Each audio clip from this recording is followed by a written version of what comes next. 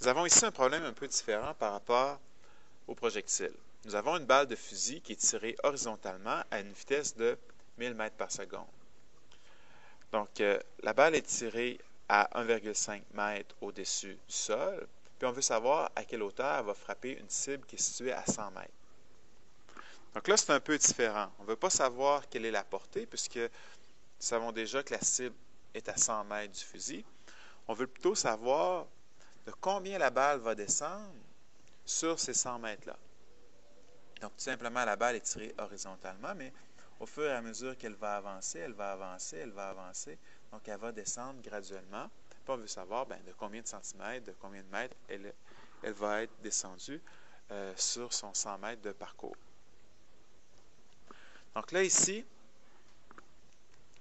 on a 100 mètres à franchir, puis on sait que la vitesse initiale est 1000 mètres par seconde.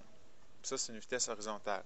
Donc, déjà, on peut savoir combien de temps ça va prendre pour franchir ces 100 mètres-là. Donc, tout simplement, ici, on regarde uniquement la vitesse horizontale. On sait que nous avons un mouvement rectiligne uniforme. Donc, le Vx, on peut le calculer, mais on a 1000 mètres par seconde. On a un angle de 0 degré. Donc, ça veut dire qu'en x, on a une vitesse initiale de 1000 mètres par seconde. Le temps de vol, on ne le sait pas, sauf qu'on sait que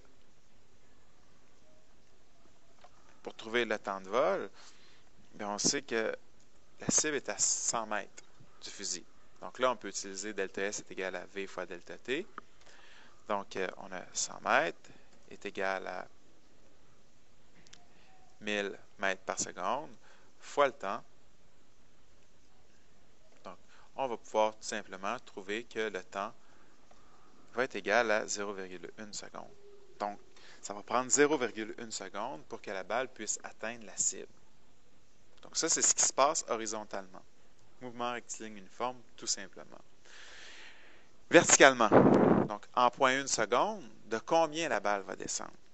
Donc là, qu'est-ce que nous avons? La vitesse initiale verticalement. Donc, c'est 0 mètre par seconde, puisque la balle est uniquement lancée horizontalement. Donc, 1000 fois sin de 0, ça donne 0 mètre par seconde. Pas besoin de calculer, on le savait déjà. On sait que verticalement, l'accélération qui s'applique, c'est l'accélération gravitationnelle, moins 10 mètres par seconde carré.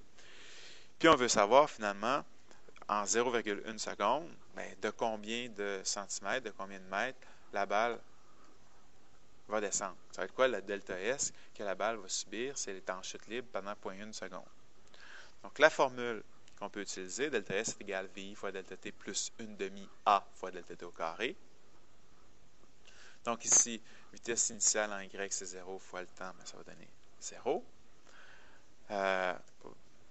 Puis ensuite, l'autre partie de l'équation, donc le plus 1/2 fois l'accélération. L'accélération, c'est 10. Quelqu'un pourrait mettre moins 10. Moi, j'aurais tendance à mettre 10 pour que ce soit plus simple. Et de considérer un système qui est orienté vers le bas. Et on multiplie par le temps. Le temps, on le sait déjà, c'est 0,1 qui va être au carré. Donc, on sait que ça a pris 0,1 seconde pour que la balle puisse atteindre la cible. Donc, ici, le delta S va être 0 plus 5 fois 0,1 au carré. Donc, nous allons obtenir un delta S de 0,05 mètres. Okay? Si quelqu'un a mis un signe négatif, donc il va obtenir un delta S de moins 0,05 mètres. Okay? Moi, je le sais que mon système était positif vers le bas. Donc, ça veut dire que la balle est descendue de 5 cm. Donc, elle est descendue de 5 cm par rapport à l'horizontalité. Donc, puisque le fusil initialement était à 1,5 m, donc la balle va arriver finalement à partir du sol, là, si on calcule à partir du sol, à une hauteur de 1,45 m à partir du sol. Donc, la balle va avoir descendu de 5 cm pendant ce 0,1 seconde-là.